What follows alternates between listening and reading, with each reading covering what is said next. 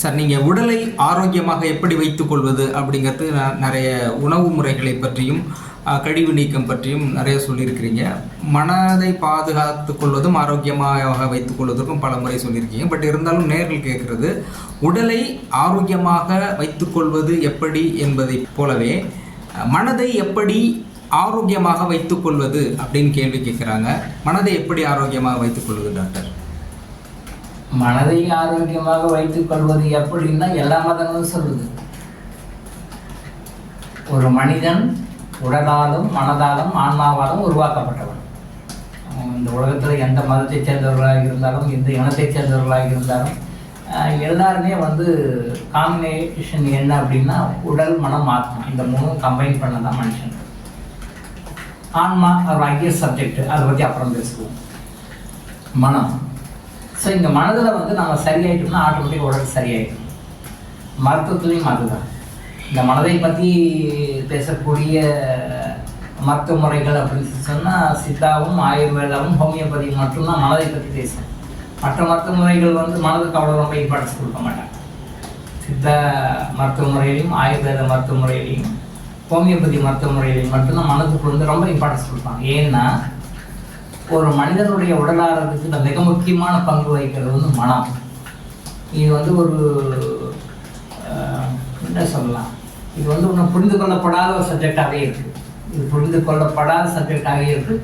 புரிந்து கொள்ள தேவையில்லாத ஒரு சப்ஜெக்டாகவே இருந்தது. இப்போ தான் கொஞ்சம் மனசை பற்றி அவேர்னஸ் வருது. த்ரூஅவுட் வேர்ல்டு ஒரு அவேர்னஸ் வருது. நம்ம ஆரோக்கியமாக இருப்பதற்கு, நம்முடைய ஆரோக்கியமான உடலுக்கு ஆரோக்கியமான மனம் தேவை. ஆரோக்கியமான மனம் இருந்தால் தான் ஆரோக்கியமான உடல் இருக்குன்ற ஒரு புரிதல் இப்போ தான் கொஞ்சமாக வந்துட்டு இருக்கு. இது வரவேற்க தகுந்த ஒரு விஷயம்தான். பட்டு இந்த புரிதல் எந்த அளவுக்கு இருக்குன்னா ஆரம்ப காலகட்டத்தில் தான் இருக்குது, இனிஷியல் ஸ்டேஜில் தான் இருக்குது, நல்லா டெவலப்டு ஸ்டேஜில் இல்லை. எந்த ஒரு வாழ்க்கையில் நம்ம எந்த பிரச்சனையாக இருந்தாலும், எந்த நோயாக இருந்தாலும் அடிப்படை காரணம் நம்ம மனம்தான். மனதை தூய்மைப்படுத்திட்டா நமக்கு எல்லா நோயும் தூய்மையாகும். நமக்கு different types of equipment, different type of treatment இதெல்லாமே தேவையில்லை. எல்லா மதங்களுமே அதை தான் சொல்கிறது. மதங்கள் எல்லாமே மருத்துவத்துக்கு ஆப்போசிட்டானது. அவங்க ஆன்மீக ரீதியாக மருத்துவத்தை சொல்கிறார்கள். மருத்துவம் சொன்னால் நான் சித்த மருத்துவர், ஒருத்தர் அலோபதி மருத்துவர், ஒருத்தர் ஹோமியோபதி மருத்துவர், ஒருத்தர் ஆயுர்வேத மருத்துவர், ஒருத்தர் அக்குபஞ்சரிஸ்ட்டு, இந்த மாதிரி நிறைய டைப்ஸ் ஆஃப் ஹீலிங் சிஸ்டம்ஸ் இருக்குது. ஒருத்தனையும் ஒரு டாக்டர் இருக்கார். பட் எல்லாத்துக்குமே அடிப்படை ஆன்மீகம். ஆன்மீகம் தான் மிகப்பெரிய doctor. Spirituality. Spirituality means original spirituality. Original spirituality கோயிலில் போய் கும்பிடுறதோ, சர்ச்சுக்கு போயிட்டு கும்பிடுறதோ, மாஸ்க்கு போயிட்டு கும்பிடுறதோ அது ஸ்பிரிச்சுவாலிட்டி தான். Part of spirituality. அது ஃபுல் ஸ்பிரிச்சுவாலிட்டி கிடையாது. Full spirituality, that means original spirituality அப்படின்னு சொன்னால் என்னன்னா, இந்த இறைவனை நாம் உணர்வு. நம்முடைய மனசில் அன்பு, காட் இஸ் லவ். எல்லா மதங்களுமே சொல்லுது. எல்லா மதங்களுமே காட் இஸ் லவ் சொல்லுது. ஆனால் காட் இஸ் லவ்னு சொல்லிட்டு இன்னொரு பக்கம் மத சண்டை போயிட்டு இருக்கான். எல்லா மதங்களுக்குள்ளேயும் மத சண்டை. மத சண்டைகள் இல்லாத மதம் எதுவுமே கிடையாது. மத சண்டைகள் போட்டுக்கொள்ளாத மதம் எதுவுமே கிடையாது. எல்லாத்துலையும் சண்டை போட்டுருக்காங்க. அப்புறம் காட் இஸ் லவ்ன்றது என்ன? நம்மளே ஏமாற்றிக்கிறது தானே. அதான் ஒன்று. கடவுள் பெயராலே நம்மளே நாமளே ஏமாற்றிக்கிறது. அடுத்தவங்க மேலே புறம்படாதீங்க. அவங்க நல்லா வளர்ந்தா வளர்க்கட்டும், அவங்கள மாதிரி நான் இருக்கணும்னு நினைக்கிறேன். அவன் மட்டும் எப்படி ஆயிட்டான், அவன் மட்டும் எப்படி போயிட்டான் அப்படின்னு நினைக்காது. இது மன தூய்மை. பொறாமை மன தூய்மை. அன்பு செலுத்துறது மன தூய்மைக்கு உண்டான ஒரு அடையாளம். அடுத்தவங்க உங்களுக்கு என்ன கெடுதல் பண்ணாலும் அவளை மன்னிச்சு அந்த மன்னிப்பு கேட்கறதும் மன்னிப்பு கொடுக்கறதும் மன தூய்மை. மன தூய்மையாகும். மன்னிப்பு நம்ம யாருக்கா தவறு செய்திருந்தா அவங்ககிட்ட நம்ம மன்னிப்பு கேட்கணும். அங்கே ஈகோ பார்க்குறோம். என்னுடைய கௌரவம் என்ன, என்னுடைய அந்தஸ்து என்ன, என்னுடைய ஸ்டேட்டஸ் என்ன, என்னுடைய செல்வாக்கு என்ன, நான் ஏன் உங்கள்கிட்ட மன்னிப்பு கேட்கணும் அப்படின்னா அது மன தூய்மை இல்லை, மன அழுக்கு. அப்போ மனம் தூய்மையாக இருக்கும் பொழுது நாம் செய்ய தவிர நம்ம மன்னிக்கிறோம். யாராக இருந்தால் நம்மளோட நீங்கள் என்ன ஸ்டேட்டஸ் நினைக்கிறீங்களோ அந்த ஸ்டேட்டஸ் குறைந்தவனாக இருந்தாலும் உங்களால் அவனுக்கு ஒரு கஷ்டம் வந்ததுன்னா அவங்கள்ட்ட மன்னிப்பு கேட்கணும். இந்த மதங்கள் சொல்கின்ற பொறாமைப்படாதீங்க, அன்பா இருங்க, யார் மேலே கோவப்படாதீங்க, அடுத்தவனுடைய வளர்ச்சியை கேட்டு பொறாமைப்படாதீங்க அப்படி சொல்றாங்க. இது எல்லாமே மனத்தூய்மைகள் தான். இந்த மனத்தூய்மைகள் வரும் பொழுது அதுக்கு தகுந்த மாதிரி நம்ம உடல் தூய்மையாகுது, அதுக்கு தகுந்த மாதிரி நம்ம உடம்புல இருக்கிற சக்கரங்கள்லாம் மாறுது. இந்த சக்கரங்கள்லாம் மாறும்போது ஆட்டோமேட்டிக்காக உடம்புலாம் வருது.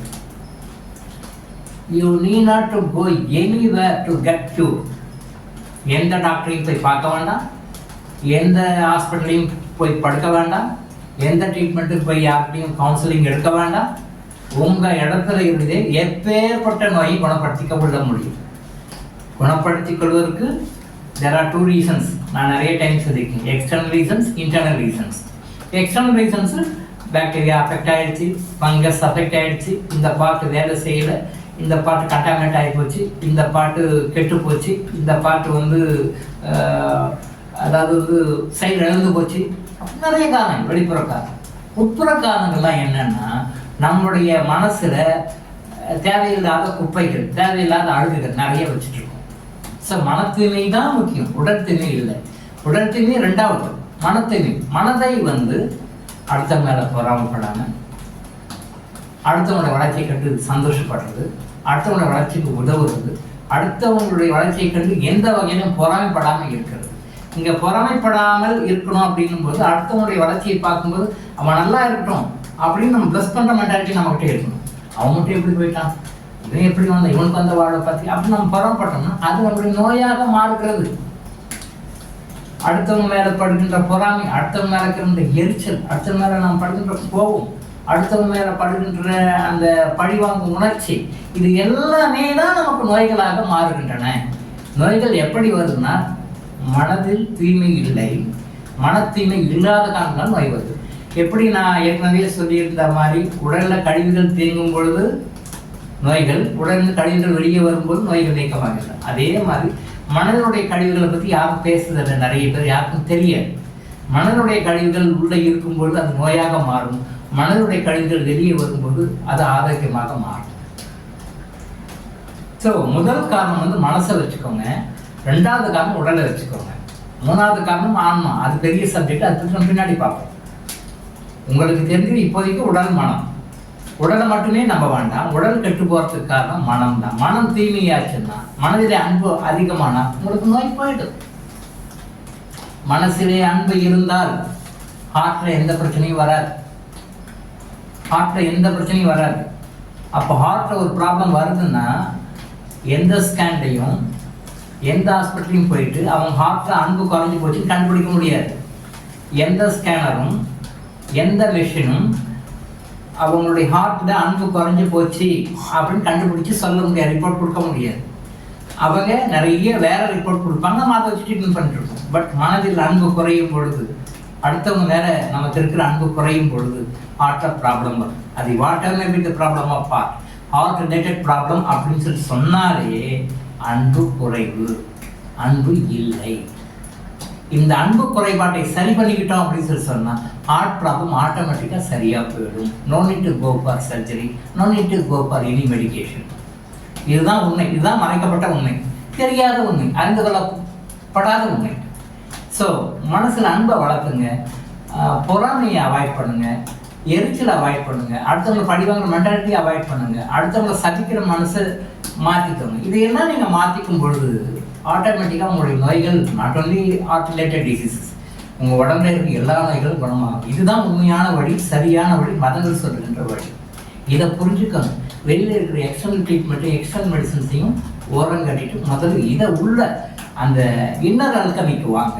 உள்புறமாக நடக்கிற அந்த அல்கமிக்கு வந்தீங்க அப்படின்னு சொன்னால், உட்புற அல்கமிக்கு வந்தீங்கன்னா நீங்கள் முழுமையாக தூய்மையான மனதையுடைய மனிதர்களாக மாறும்பொழுது நோய்கள் வெளியே வரும்.